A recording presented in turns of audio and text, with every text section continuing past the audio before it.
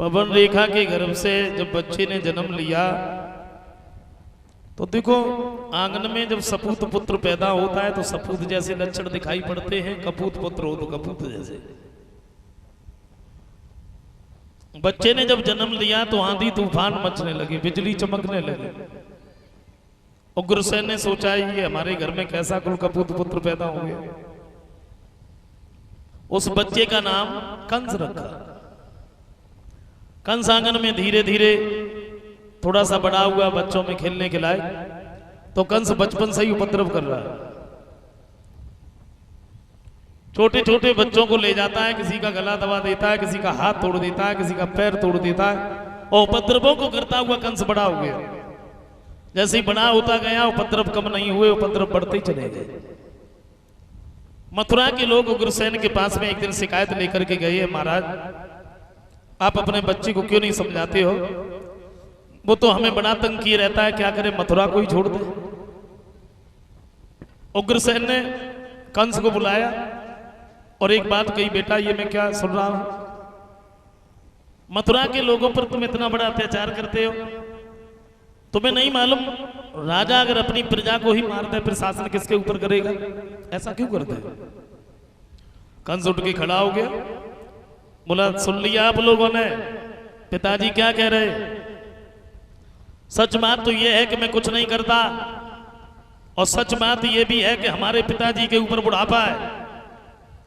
अब इनके अंदर वो बुद्धि नहीं रही, इन्हें नहीं मालूम है कि राज्य कैसे चलता है, इन्हें आराम की सख्त जरूरत है। माफ करना, हम अपने आप से निर्णय नहीं करेंगे।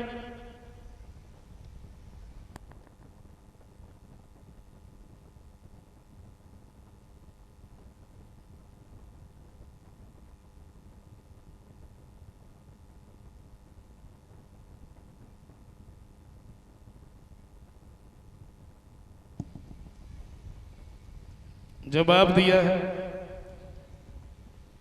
सच बात तो यह है कि मैं कुछ नहीं करता और मेरे पिताजी के ऊपर बुढ़ापा है। अब इन्हें नहीं मालूम राज्य कैसे चलता है। हम अपने आप से निर्णय नहीं करेंगे, आप हमें बताइए अगर हम मथुरा के राजा बन जाए तो कैसा रहेगा, बोलो। कोई नहीं बोला। कंस के जो साथी रहे भाई उठ के खड़े भाई, बोले महाराज की जय हो, अगर आप राजा बन गए तो फिर इससे सुंदर और क्या है। कंस ने अपने पिता के सिर से मुकुट उतार करके अपने सिर पर रख लिया, कंस राजा बन गया। हथकड़ी बेड़ियां लगा के ने जेल में डाल दिया। राज सिंहासन पर बैठ करके सभा को संबोधित करता हुआ बोला, हमारे सभा में बैठे हुए सभी सज्जनों, ये आप लोगों की ही देन है, आप लोगों की ही दुआ है, आप लोगों की ही कृपा है जो आज हम आपके सामने इस राजगद्दी पर बैठे हुए हैं। मैं ये चाहता हूं हमारे शासन में कोई भी दुखी न रहे, और मैं किसी को दुखी देखना नहीं चाहता क्योंकि हृदय बड़ा दयालु। लेकिन हाँ, हमारे पिता के शासन में जो कानून चलाए जाते थे वो बिल्कुल बंद कर दिए जाए।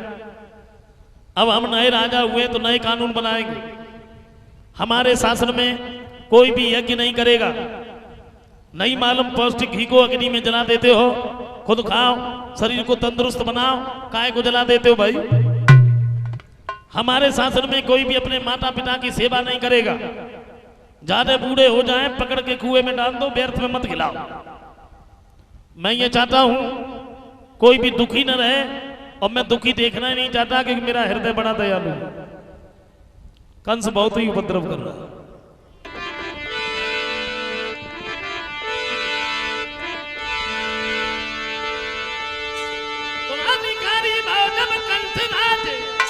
और कानूने नए नए बदल लगे, लुक जाए और लफंगन के रबड़ी से भोजन ठलन लगे।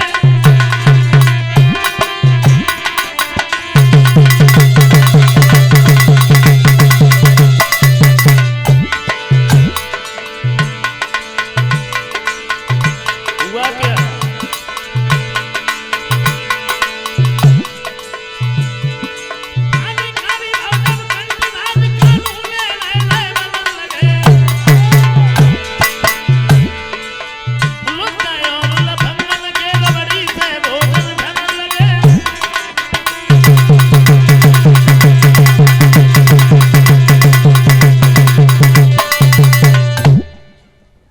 ही उपद्रव कर रहा है, कोई कुछ कहता ही नहीं है।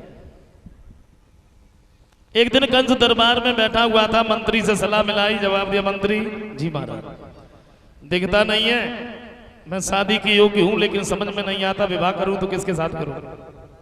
मंत्री कहता है महाराज मगर देश के जो राजा हैं जरासंध, तो जिनके घर में 2 बेटियां हैं हस्ती और प्राप्ति, उन्हीं के साथ में शादी कर लूं। दोनों लड़कियां जो थी कि दोनों चंद्र बदन उजियारी पर घूमे बिटिया ग्वार।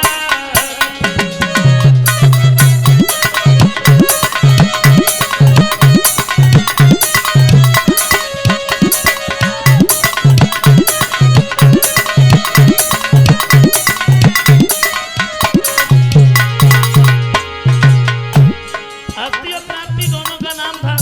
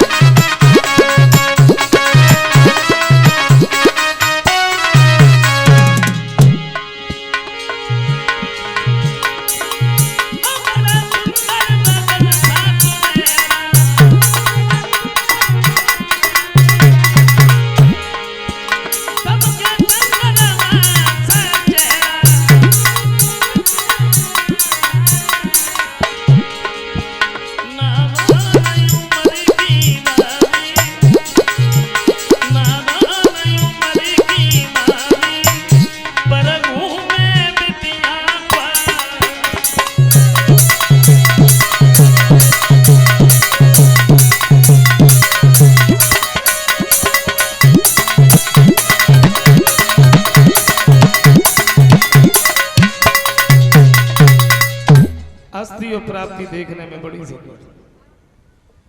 पहुंच गया कंस मथुरा में, मथुरा से जरासंध के नजदीक। बोले पहचाना आपने? बोले आपको कौन नहीं जानता, आप तो मथुरा नरेश हैं। पूछा नहीं किस लिए आए? बोले बता दीजिए।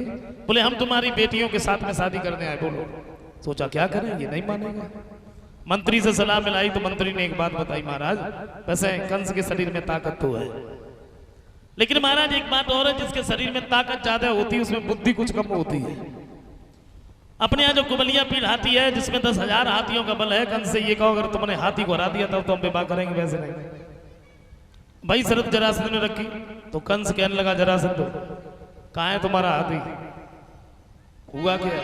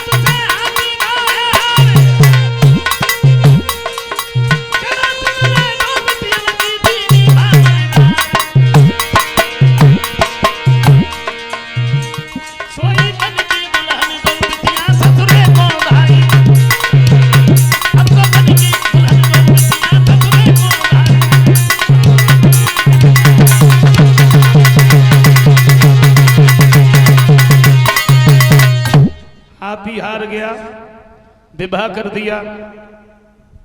कंस हस्ती और प्राप्ति को साथ में लेके घर आ गया। राज सिंहासन पर बैठ करके सभा को संबोधित करता हुआ बोला, हमारे सभा में बैठे हुए सभी सज्जनों, हमें मालूम है हमारे शासन में कोई भी दुखी नहीं रहता, लेकिन मैं देखता हूं महात्माओं को बहुत बड़ा कष्ट है। बेचारे इधर उधर घूमते रहते, इन्हें कष्ट होता है। ऐसा करो, इन्हें सिपाहियों अपने पूरे राज्य में घूमो, जिस जगह पर महात्मा मिल जाए पकड़ के ले आओ, हथकड़ी बेड़ियां लगा दो, जेल खाने में डाल दो, आराम से पड़े पड़े खाते रहेंगे, कष्ट ही नहीं होगा। और तो कंस महात्मा को पकड़ पाने लगा। लेकिन महात्मा की आत्मा को जब निर्दोष सताया जाता है तो इसे परमात्मा भी सहन नहीं कर सकते। पृथ्वी गाय का वेश धारण करके रोने लगी। भगवान को आवाज लगाई है तो भगवान ने आकाशवाणी की है, जवाब दिया, पृथ्वी तुम रो रो करके हमें न रुलाओ, अतिशीघ्र हम तुम्हारे पास में आ रहे हैं तुम्हारा दुख दूर करने के लिए। इधर बताया कंस के घर में चचेरी 7 बहनें थी। 7 बहनें वसुदेव के लिए ब्याही गई थी। वसुदेव बटेश्वर के रहने वाले थे, सूरसेन के पुत्र थे। सबसे छोटी बहन थी देव की। तो सबने यही सलाह मिलाई है, वसुदेव जी के बड़े अच्छे विचार हैं, इन्हीं के साथ में शादी हो जाए तो सुंदर रहेगा। और देखना तो चाहिए कैसे विचार है कैसे नहीं। लेकिन एक कभी ये कहते हैं कि जो रिश्ते में दामाद होते ना, दामाद, माफ करें मैं बुराई नहीं कर रहा, क्योंकि हमें मालूम है कुछ लोग यहाँ ऐसे बैठे हैं जो खाऊ खाऊ के दामाद हैं, और कुछ लोग ऐसे बैठे हैं जो मतलब है नहीं लेकिन उम्मीदवार है।